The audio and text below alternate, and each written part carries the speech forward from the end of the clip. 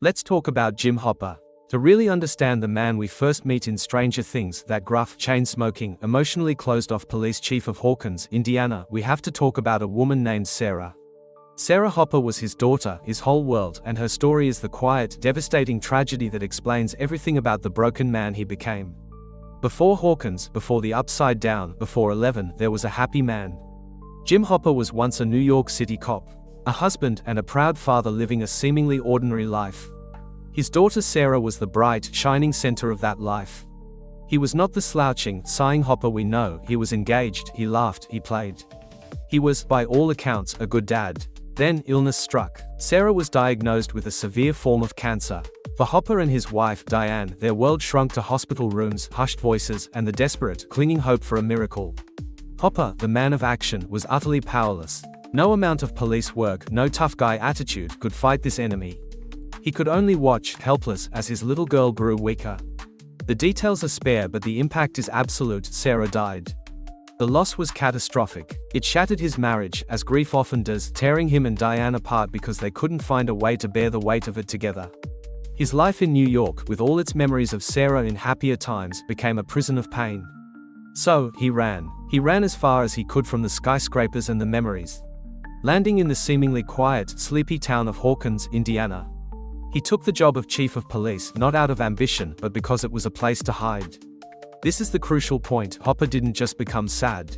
He methodically, almost purposely, forged a new persona, the broken cop, as a suit of armor to survive. The grief and guilt was so enormous, so consuming, that he had to build walls around them or be destroyed. He became the opposite of the engaged father he once was. He slept on his couch, surrounded by empty beer cans and cigarette butts. He showed up to work late, dismissed real concerns with sarcasm, and handled most problems with a world-weary sigh. His large frame, which once might have lifted a laughing child, now seemed to carry a permanent slump. This wasn't just laziness or cynicism, it was a performance. It was a way of keeping the world at arm's length. If he didn't care about anything, then nothing could hurt him again. If he was closed off, gruff, and isolated, he would never have to feel the kind of love that leads to that bottomless pain again. His heart wasn't just broken, he buried it deep down and built the personality of the broken cop on top as a protective tomb. He used work to numb himself, but not real police work. He focused on trivialities, issuing parking tickets, dealing with noisy neighbors, anything that was small and manageable, nothing that would require real emotional investment or remind him of the profound helplessness he felt watching Sarah die. His relationship with joy, with life's simple pleasures, was severed. He ate terrible food, drank too much, and smoked constantly, punishing his body, perhaps feeling he didn't deserve health or comfort when his daughter had been denied both. The guilt was a key part of the armor, too. A parent who loses a child often feels a profound, irrational guilt. Could he have done more? Been better? This guilt fueled his self-destructive habits. He was angry at the world, at the unfairness, at himself, and that anger simmered beneath every curt reply and eye roll. When we meet him in Season 1, this is the finished product, Jim Hopper, the broken cop. He is a man going through the motions of life, waiting for it to be over, encased in his self-made shell. Then, Will Byers disappears. At first, Hopper treats it like he treats everything, with detached, procedural cynicism. But something cracks when he sees Joyce Byers's frantic, desperate love for her son. Her raw, unfiltered emotion is a mirror he has avoided for years. It forces him to look at the ghost of his own paternal love. When he finds the fake body the government planted in the quarry, his old cop instincts, long buried under grief, spark to life. He becomes dogged, breaking into government facilities, asking dangerous questions. This isn't just about solving a case, it's the first crack in his armor. He is starting to feel again, starting to care about a child's fate, and it terrifies and energizes him in equal measure. And then, he meets 11. Here is a small, vulnerable, silent girl with a shaved head.